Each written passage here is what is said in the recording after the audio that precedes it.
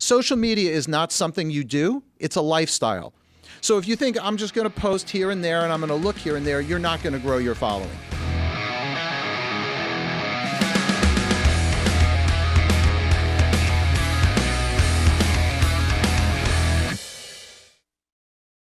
Live in studio, we have with us none other than Matt Sweetwood, social media guru and business consultant. Some background about our very distinguished guest.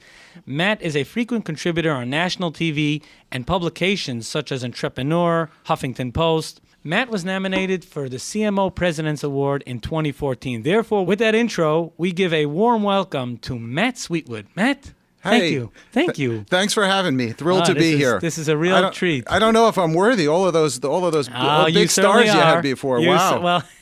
Join the club. With social media, it's amazing.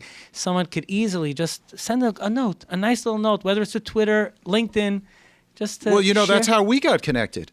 That's correct. That's correct. It was through social media. 100%. And it's amazing. And today I have the good fortune of having Matt Sweetwood in studio. And for the benefit of the listeners, we're going to jump right in. One of the things I always say about social media is it's the most serendipitous way to live your life and meet people.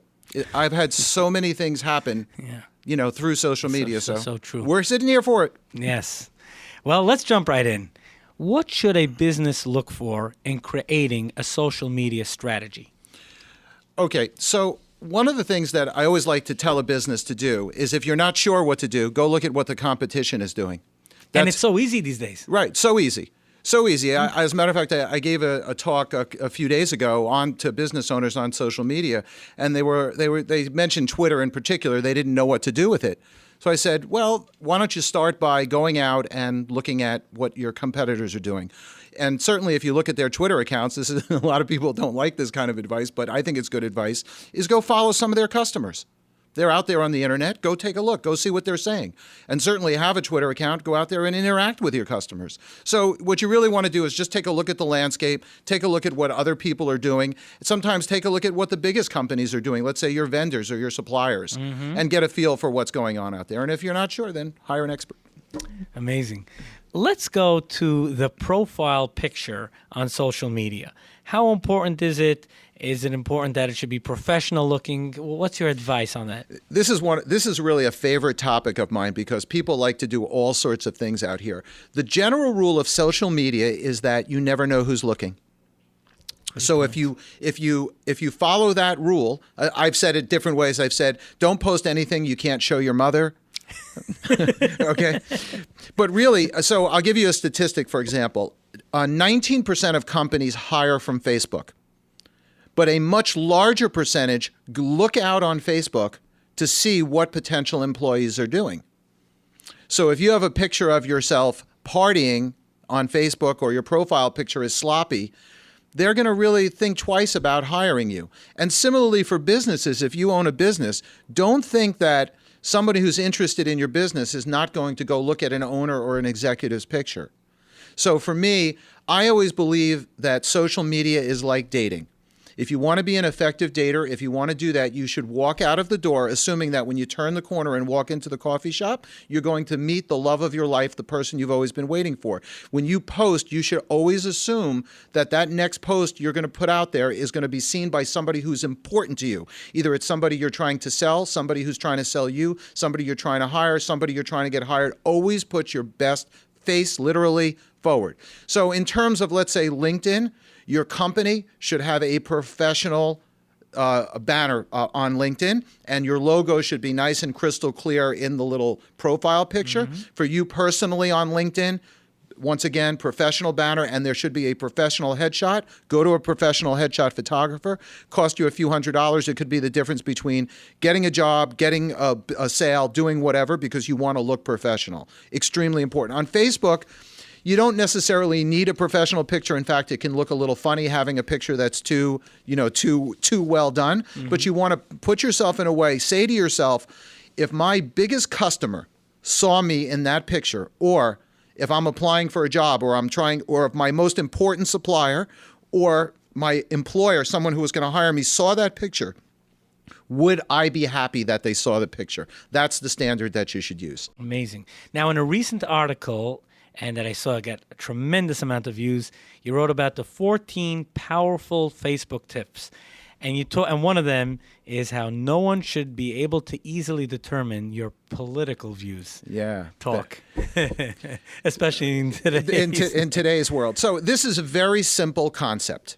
Imagine you have a customer who is a member of the local Democratic Party, and she is working on Hillary Clinton's election. Mm-hmm. And you post on your Facebook page, I want to support Donald Trump and make America great again. What do you think the chances of her buying from you are? Well, she might still buy from you, but you've certainly hurt your chances. And that's similarly true if you're, let's say, applying for a job.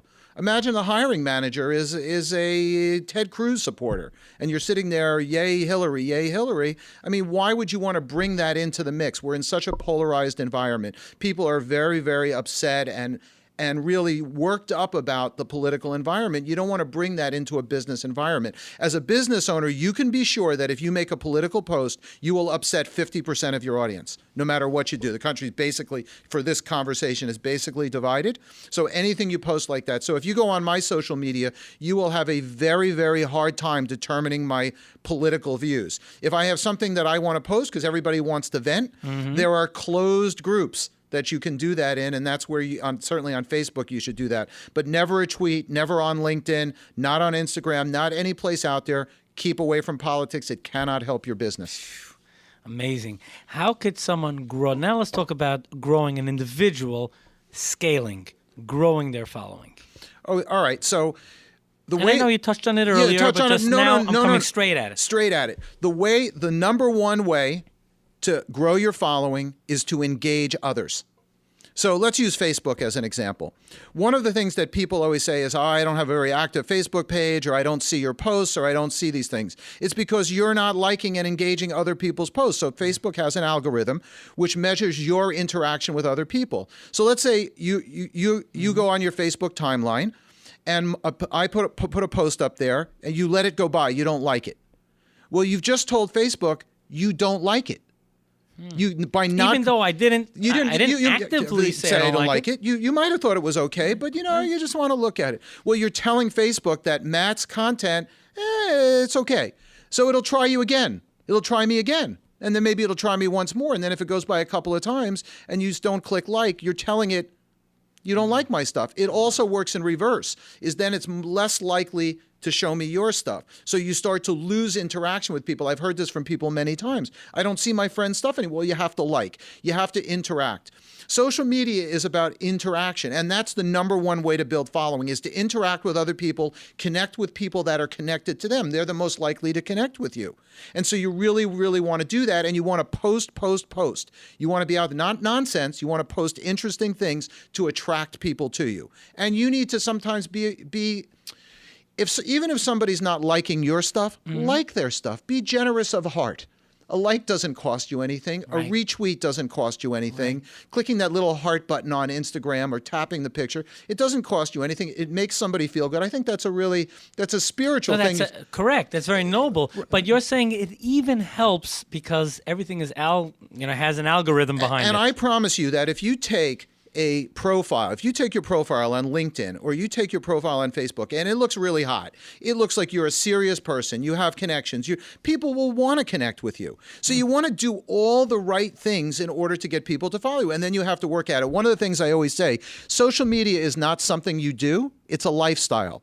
So if you think I'm just going to post here and there and I'm going to look here and there, you're not going to grow your following. The way to grow your following is to make it an everyday activity. I'm not saying you have to lose your wife, you're going to get divorced over this, but you really need to make it part of your everyday activity. It's a question of how badly do you want to grow your following? How badly do you want to build your business? How badly do you want to build your brand? If you want it bad enough, you're going to work at it and you're going to concentrate on it, because there is no doubt at this point that it is one of the major ways that you can build your brand in business. Matt, you may not be able to believe this, but we're out of time. I can't thank you enough for joining me on this edition of Mind Your Business. Any final thoughts as we coming into the close? No, I think it's a final word of encouragement for business owners and people out there. Business is really hard, and everybody likes to think that somebody else's business is better. There's no such thing as a better business. It's the other business that always seems better. So you have to work hard, you have to be dedicated, and if you really want your business to succeed, reinvent yourself, work hard, do the right things, be honest, and I promise it's going to work out. 77 WABC Radio presents Mind Your Business, hosted by founder and president of Bottom Line Marketing Group, Yitzchok Saftlas. Mind Your Business focuses on business and marketing strategies for success.